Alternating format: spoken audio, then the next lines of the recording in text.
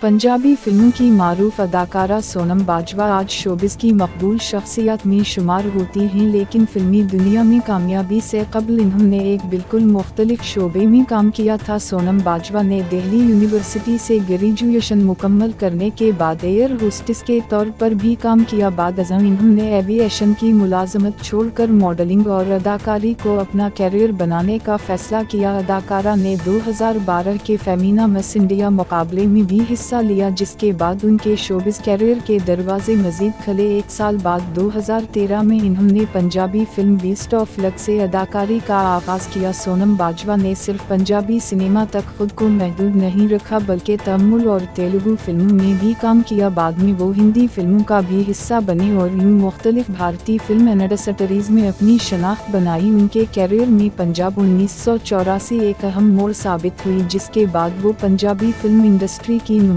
अदाकाराओं में शामिल हो गईं। इसके बाद नक्का ज़ईलदार, कैरी ऑन जटा, दो गुडियान पटोले और दीगर फिल्मों ने उनकी मकबूलियत में इजाफा किया। दिलचस्प बात यह है कि सोनम बाजवा का सफ़र एक रिवायती फिल्मी पस मंज़र से नहीं, बल्कि तालीम, एयर होस्टेस की मुलाजमत, मॉडलिंग और ब्यूटी पैजेंट से होता हुआ अदाकारी तक पहुंचा। 2025 में इन्होंने हाउसफुल पंच और एक दीवाने की दीवानियत के जरिए हिंदी सिनेमा में भी अपनी मौजूदगी मजबूत की। सोनम बाजवा की कहानी इस बात की मिसाल है कि कैरियर का पहला रास्ता हमेशा मंजिल नहीं होता। कभी एयर होस्टेस की नौकरी छोड़ने का फैसला एक ऐसे फिल्मी सफ़र का आगाज़ बन जाता है जो अदाकारा को लाखों मद्दाहों तक पहुंचा देता है।